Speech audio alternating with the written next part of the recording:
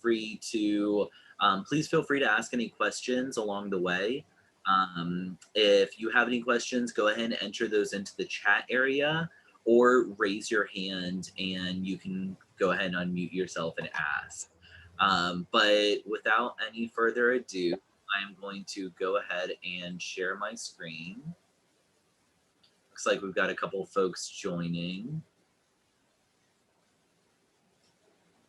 Okay, so let me share the right screen. Wonderful. Can you all see my screen okay? Yes. Wonderful. So again, this session is being recorded and it's going to be available afterwards. I want to welcome you all to our presentation. My name is Joe LaBelle. I'm the Director of Programs Impact at Family Network on Disabilities. I'm going to turn it over to my colleague, Lynn. Hi, everybody. My name is Lynn Thibodeau-Sear, and I am brand new to my brand new position, actually, which is the Transition Coordinator with Family Network on Disabilities. But I have been with the company for a few years now. So, welcome. So Family Network on Disabilities is family-driven as a 501c3 nonprofit.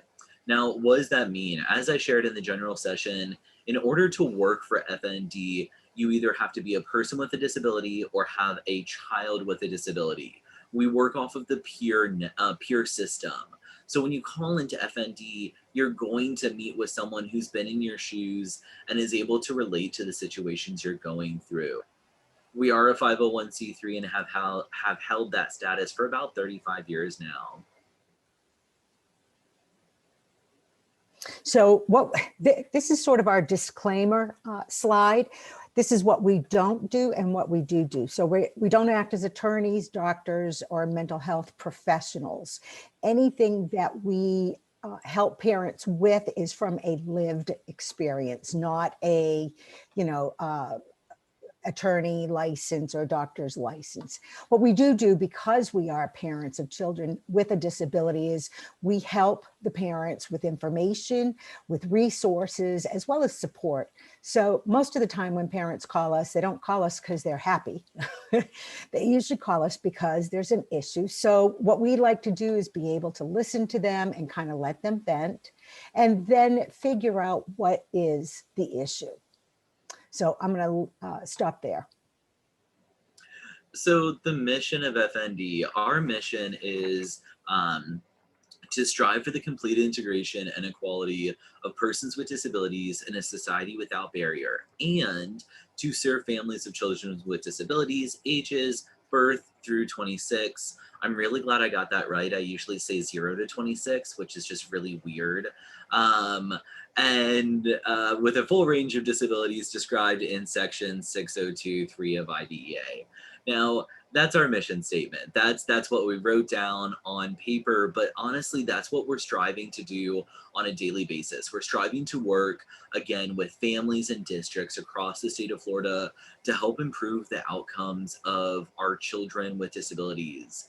FND was founded in 1985 by a group of parents in someone's living room here in Pinellas County, Florida, because there weren't options for students with disabilities. There weren't the services that we have now.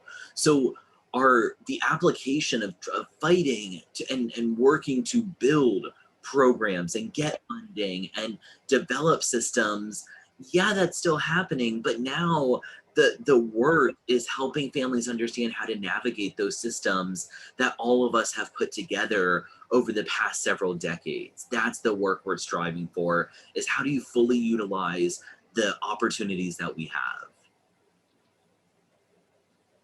So here are the various, what I like to call divisions. We have POPIN, which is Parents Offering Parents Information Network, and that covers the northern part of Florida. PSM, which is the Parent Support Network, covers the west side of Florida, and then PEN, Parent Education Network, covers the east side of Florida and a few of the central Florida counties like Lake, Orange, Osceola, and Polk. Family Star basically does what the other three do, but primarily focus on those children with more medical needs. So these three up here are funded through the Department of Education, and Family Star is actually funded through the Department of Health. But we all basically guide parents the very same way in helping them understand what special education is in the school district and how to best navigate and advocate for their child. And one of the things I want to make sure that we tell you up front, because we're all on the same side, is that we help the parents collaborate. That's the biggest piece of what we do. We tell them all the time, we're a free service and we want to help you to build that relationship with your school system. Now, the three projects that you can see broken out into different chunks of the state, those are the three parent training information centers, again, funded by OSEP. Most states, every single state in the United States has a parent training information center. The PTIs, as we refer to them, are actually written into IDEA Part D. So general ed is IDEA Part B, early intervention Part C, and then Part D looks at some of those discretionary programs. That's us. Then Family Star, this one down here, that is a single statewide program, and that's a discretionary project out of HRSA. So again, most states just have one PTI, but we're very fortunate to be able to have all three of them. Now, I'm going to talk to you about Family Star for a minute. So like Lynn shared, Family Star is the statewide family-to-family health information center. And what we focus on in the Family Star program is making sure that families who have children birth until 26 are able to access supports. We'll walk a family through how to apply for APD waitlist. We will help families understand the differences between Medicaid, Medicare for older folks. We'll help families understand differences with different types of insurance providers. We'll help them understand how to write a healthcare plan into their child's IEP. We'll work with local districts to help districts understand what the difference between an IEP document and a 504 document are when we're looking at some of those needs that may not fall under, even with other health impairments, they may not fall under that, but would qualify for a 504 plan in compliance with Section 504 of the Rehab Act. So really, Family Star is encompassing the entire state. And we have a small and mighty team that's working in that project.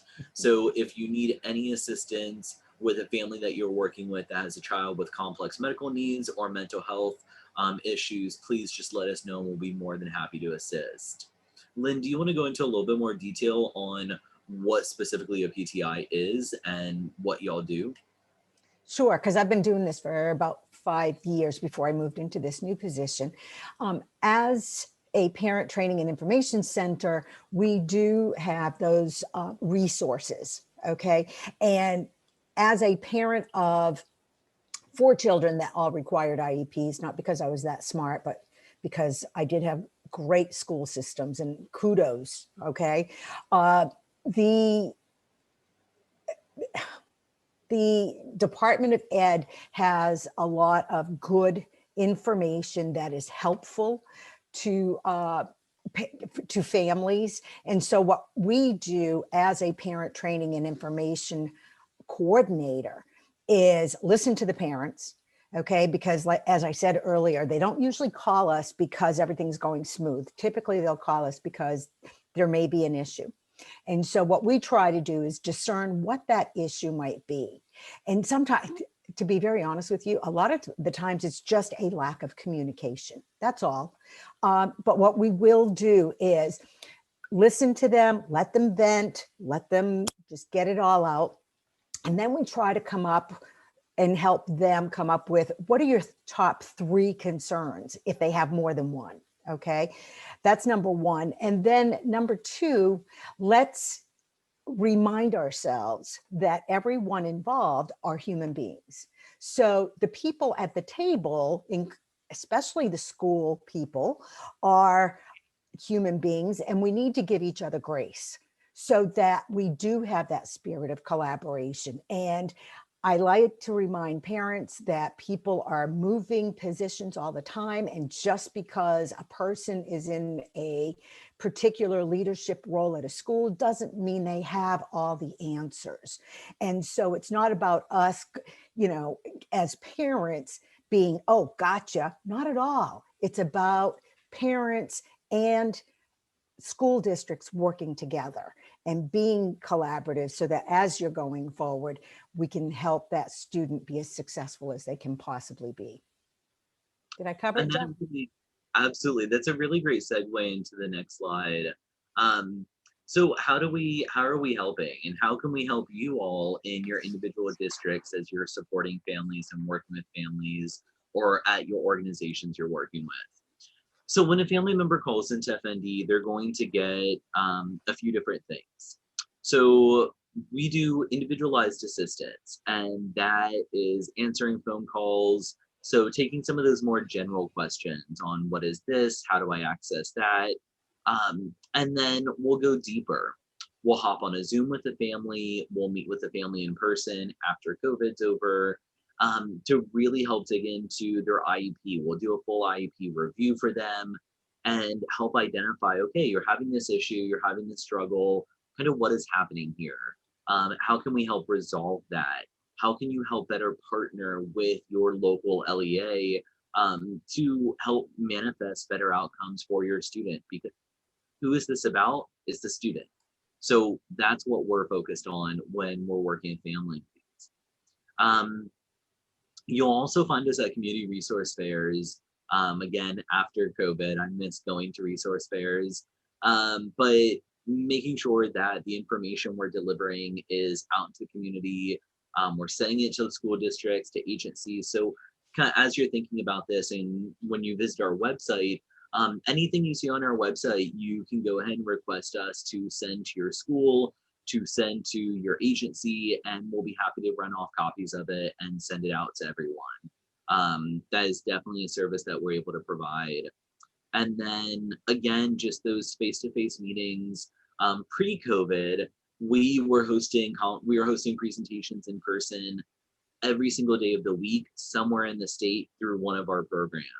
We're also facilitating a number of different support groups throughout the state, which was a such a great opportunity for families to be able to come and connect and speak to other families who are in that same type of situation. Yeah, one of the things that I love about our organization is, as a parent of a child with a disability, the, we all have different disabilities, if you will. So we call on each other of, hey, I have a parent who has a child on the autism spectrum and they live in this area. What do you know that could plug them in real quick, so that they have that support? Maybe the school has that information, maybe they don't. Certainly with the new platform of, well, it's not that new anymore, Facebook, but there's always groups popping up. So, and that are very disability specific. The other thing that I really love that we have, as you said, Joe, with the different presentations, and we do have a lot of them on Facebook, as we're working with a parent, we are discussing their specific needs, but because we have those resources of the presentations, we can follow up in an email and send them the link. Okay, this is how an evaluation starts, and these are all the steps that it goes through, and these are the time frames. And so when a parent is frustrated saying, I've been asking for an evaluation and here it is, 2 weeks out and I haven't heard a thing. And it's like, okay, let's dial it back for a second, and these are the steps and this is the time frame. And so it just takes, it kind of educates the parent so that they aren't so emotional. And let's face it, we're all mama bears or papa bears when it comes to our kids, but as professionals, we can help parents to be able to kind of just take a deep breath and be able to understand how to work collaboratively and professionally with each other. Now, the next area of work that we do is technical assistance. So technical assistance is a big word to say that we provide support to organizations and districts. And how do we do that? So the technical assistance that we provide, we're able to come to district meetings and provide presentations on family as faculty. We're able to provide presentations on IDA specific content. We're able to help a district set up an ESE advisory committee.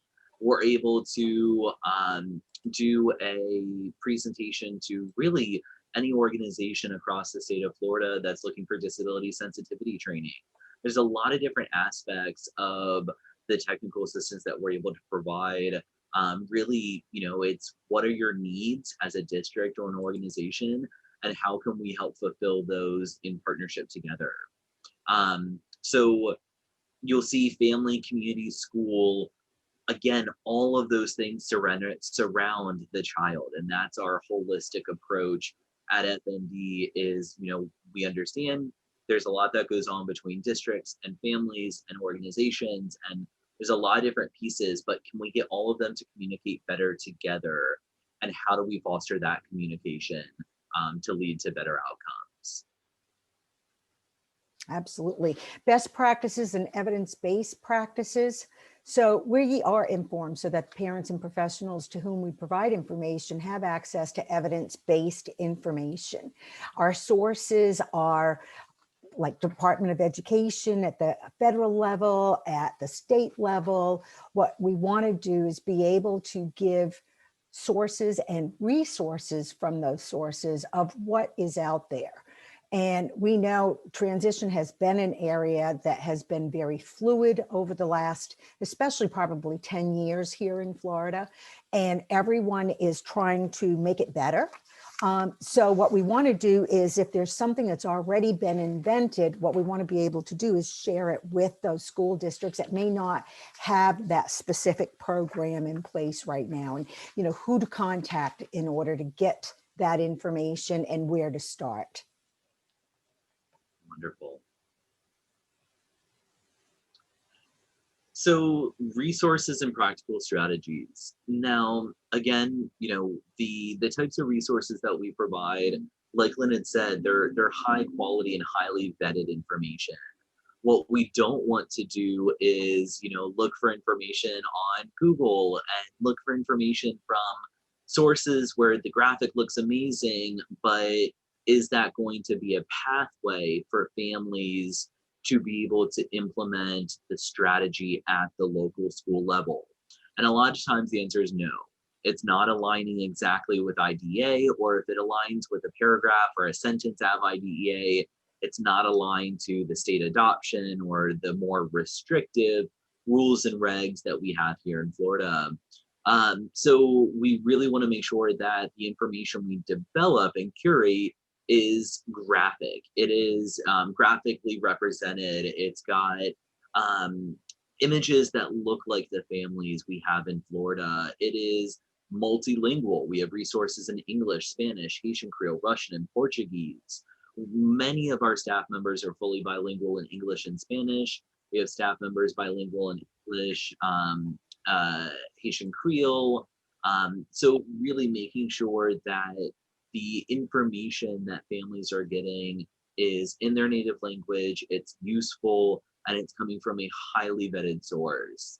Lynn, why don't you go ahead and talk with us for a minute about some of those practical strategies that our parent trainers utilize? Well, one of the things that I'm thinking of right away is a family that I personally had helped. And because my youngest daughter was born with Down syndrome, I tend to help a lot of families with that have a child with Down syndrome.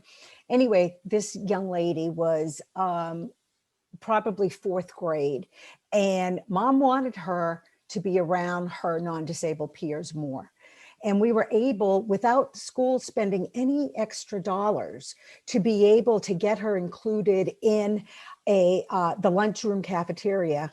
Oftentimes we do put that on the IEP as an area, but having been a teacher's assistant in the lunchroom cafeteria, I know that logistics say, okay, Mrs. A's class is going to sit at this table, and Mrs. B's class is going to sit at this table, and Miss C's class is going to sit at this table. And there's no real interaction. You got 20 minutes to inhale your food and then get out because there's a next round. So one of the things that we had come up with just as a basic little strategy was be able to get this young lady who was in a self-contained classroom to be able to develop friendships in the 4th grade with non-disabled peers. So something like that. We start to think out of the box, and we also will talk amongst each other, never revealing names type of thing, but it's like, okay, I've got this family, and then, you know, what do you think? This is one of the strategies I'm thinking about. What else can you think, you know, to add to it? So that's been something that's been really helpful. And then the other one is at the transition level, oftentimes with age of majority, there's a lot of questions there.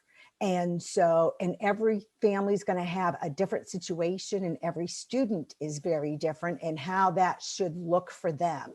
So we have some great resources when it comes to supported decision making, all the way up to, you know, full guardianship. And not that, again, we're not lawyers, so we don't advise on that, but we can at least point them in a direction where they can get more information. And that's one of the nice things about having so many staff members across the state with different lived experience of having different children with different types of disabilities and in different counties, is that we have so many different practical strategies to be able to pull from and bounce ideas off of one another to be able to collaborate for the success of a family. Now, I want to touch real quick on some of our program highlights. Now, we talked earlier about the resources that we have and how we take those resources. So you can see here, we have different collections. This is on our website, fndusa.org. And Lynn, would you be so kind as to put a link to our website up in the chat box? Absolutely. So this is under the resource section of our website. And what we've done is we've taken tips for readers, and that was a set of documents from the Florida Department of Education. It was dense information, and we helped distill it down into graphic representations for families to read through quickly. We took steps in special education. So what are 10 main steps? And then inside each of these learn more, there's about 10 to 15 different images that we then put out on social media. And we also have all of the steps built into one pager that we disseminate via email and then at resource fairs for families. We go over procedural safeguards, transportation, understanding IEP components, understanding behavioral supports and BIPs. I mean, really anything under the umbrella of IDEA, we have resources available for families. All of our information is mobile friendly, which is incredibly important when we look at kind of those stats on how people access information. And most people are accessing content and information from their mobile devices. My phone's it's never more than 2 feet away from me at any given point. So I think it's important for all of us to be making sure we're striving for that mobile friendly platform, and that's what we focus on at FND. The healthcare resources are really the same component. They're coming from the Florida Department of Health, the US Department of Health, they're coming from CMS, they're coming from highly vetted technical assistance centers, but then we're taking these big concepts and helping distill them down into bite-sized information for families to be able to access. All of our resources that we create do have the link to where we got them from. So if you're ever looking at something and thinking, I want to know more, you can either A, contact us, or B, follow the link at the bottom of the resource. Now, the disaster readiness guide. This is something that we actually developed after Hurricane Irma. So I'm sure all of us remember Hurricane Irma, even if you didn't live in Florida at the time. Hurricane Irma, the cone of uncertainty was literally across the entire state. And when Irma hit, we were flooded with calls from parents trying to figure out what to do. They didn't, we hadn't had a big hurricane in a number of years, and they didn't know, do I shelter in place? Do I leave? Do I, hunker down? as we say in Florida. But more importantly, we got calls about special needs shelters. And the reality is, special needs shelters are not meant for persons who have significant disabilities. Special needs shelters have a few other, a few slight accommodations, but that is it. So we ended up partnering with one of the Centers for Independent Living here in Florida and developed this disaster readiness guide and then a disaster supply kit. And these both are focused on the family who has children, a child or children with disabilities. What do they need to prepare for? How do they make a plan ahead of time? And then how do they recap on that plan before disaster ever hits with their children to make sure that they're prepared? So I highly recommend, it's on our website in English and Spanish. I highly recommend to take a look at it and let me know if you have any questions. Are also available in print as well. Lynn, do you want to talk about our Dadvocate program? A little bit. I'm not a dad, obviously. And so our Dadvocate, though, our dads need to be involved, number one, okay, and want to be involved. They just don't always know how to be involved. Some will, roll up their sleeves, and because they may be a single dad, they just jump right in. But there are other dads where maybe their partner is the person who can kind of run with the ball, if you will. And so they're not quite sure where they stand. And they have a different perspective.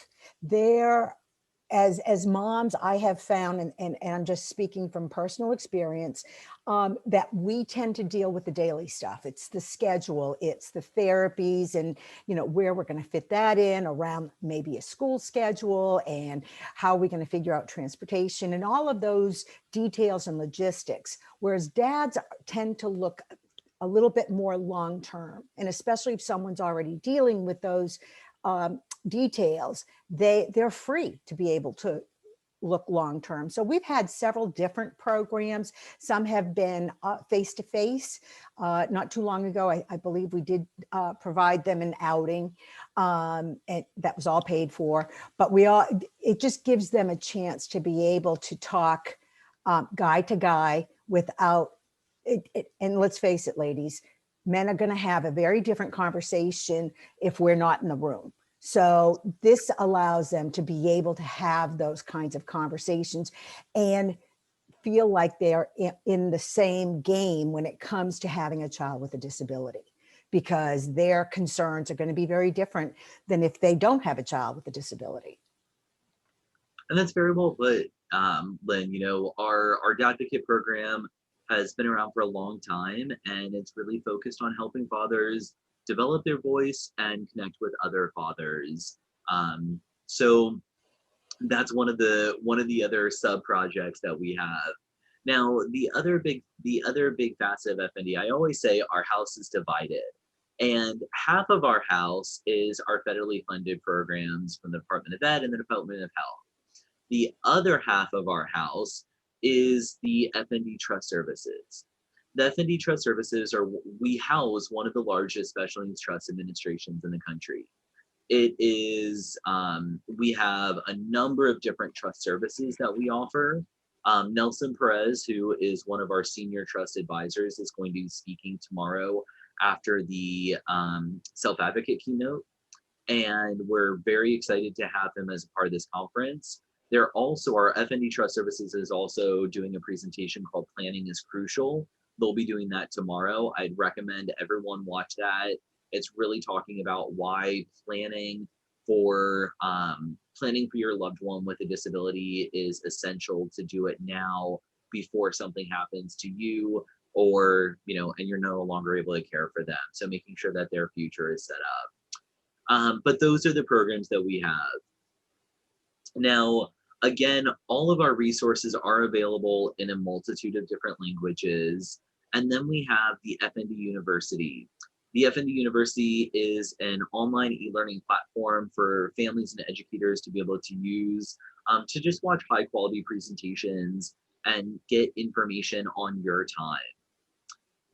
Please go ahead and follow us on social media with our various handles on Facebook, Instagram, and Twitter. I'm going to switch over to our Facebook page real quick. So this is, again, you'll see some of the information that we're breaking down. This is part of Mental Health Awareness Month that's been going on. Using assistive technology to support socialization, choosing your assistive technology platform. Again, looking at mental health awareness, depression, how to look at that. Using assistive technology firsthand, or first, then boards.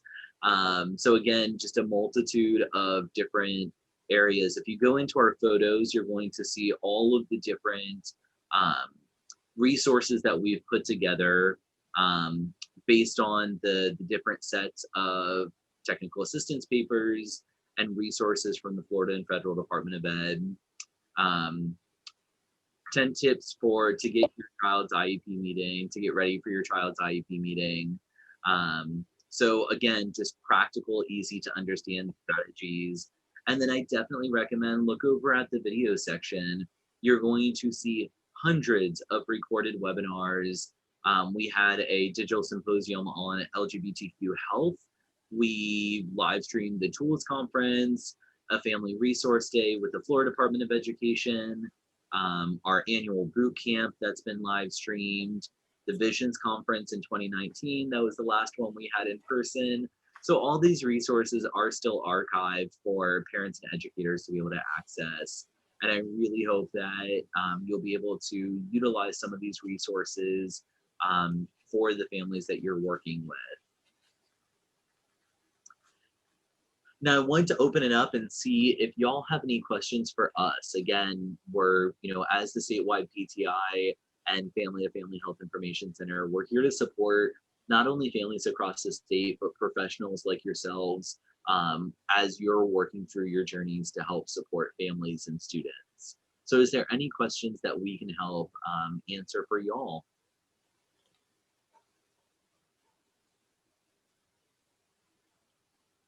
And feel free to toss that into the chat box or raise your hand. Think of one thing that was a takeaway from our little presentation to you that may have been new information, and add that in the chat box if you don't have any questions. One of the things that I like to tell school districts is, as a parent with a lived experience, I can talk to that parent from my perspective and make some suggestions, not as a doctor and not as a lawyer, but as a parent to parent, that oftentimes school districts cannot say at all because of your position.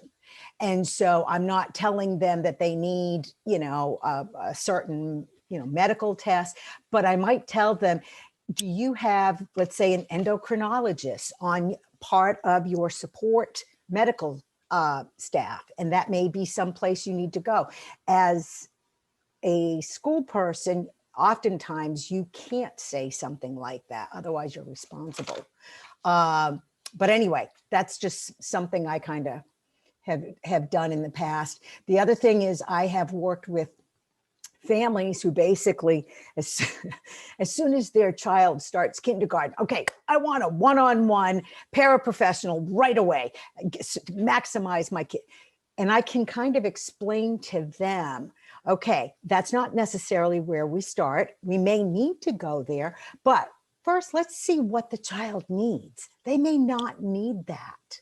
So that's where we can kind of diffuse some of those things that parents may have preconceived notions about.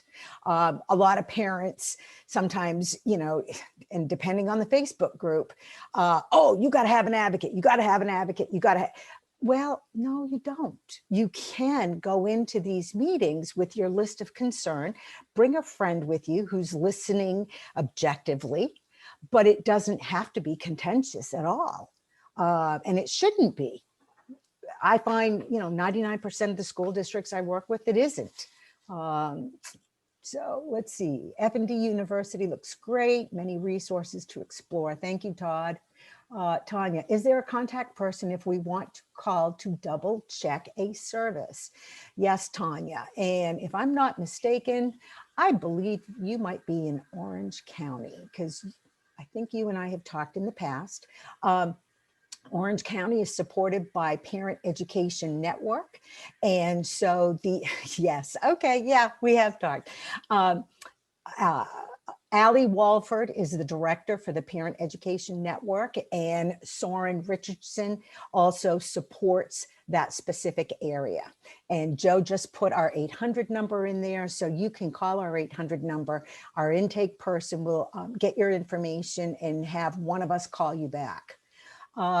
Kristen, I had no idea you existed, so this is great to hear. Kristen, I didn't either until I went to work for these folks. I am a vocational rehab counselor and have a lot of parents that are often seeking resources or have questions I can't answer. I will definitely be referring them to you all from now on. Please give them our 800 number, and we would love to have them give us a call and we can direct them where we're not a clearinghouse per se, but we do have, I like to think of us as an octopus because we have tentacles everywhere. Something that's really important to mention as well is 100% of what we do is free of charge. Oh, so yes. When we're supporting families, when we're supporting districts, presentations, conferences, everything that we're doing is free of charge. So that's really important to recognize. Who is the contact for Atlantic Beach? Which county is that in? We tend to speak in counties. So which county would that be? I'm thinking, oh, Duval. So Duval would be Kathy Powell, and I would go ahead and put her email in here. Yeah, and that's part of the Pop-In project, which is parents, offering parents information network. And that's the northern part. Yep. Oh, you're welcome, Amanda.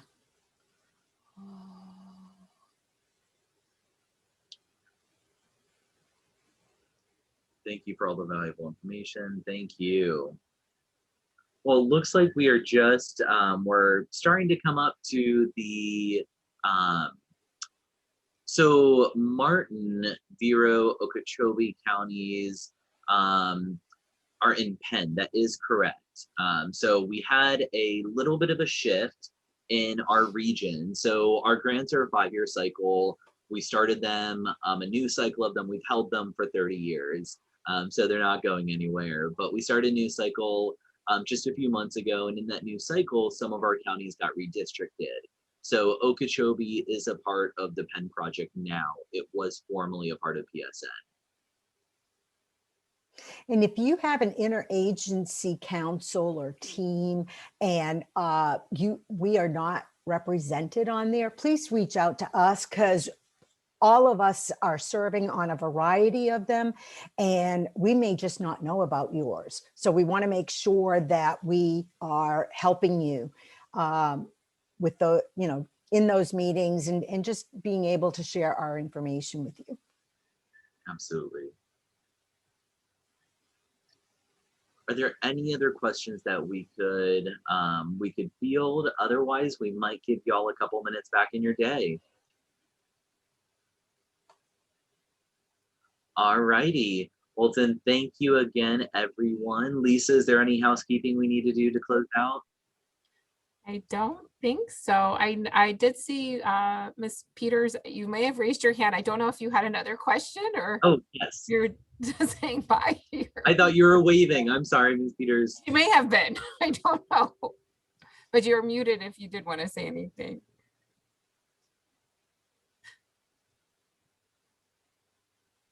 I host a parent support group. We're new. And it seems like this would be a great resource to share with them. Would it be possible to bring you on one night as a speaker?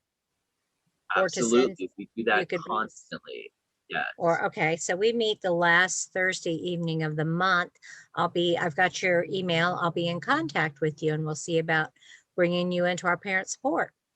Okay, thank you so much. We appreciate it. Which county are you in, Miss Peters?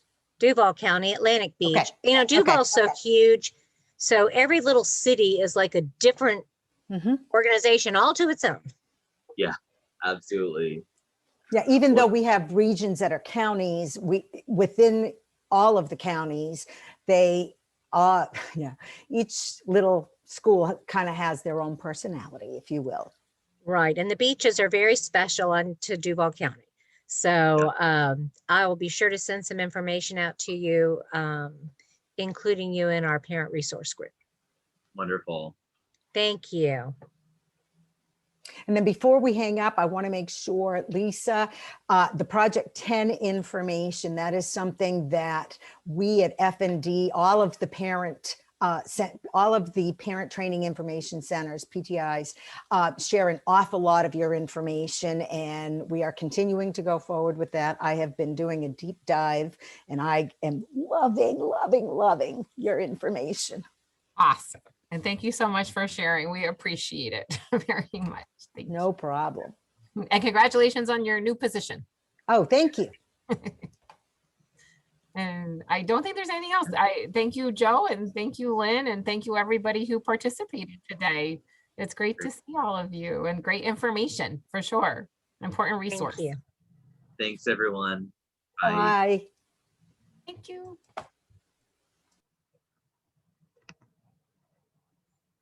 And I'm going to stop the recording.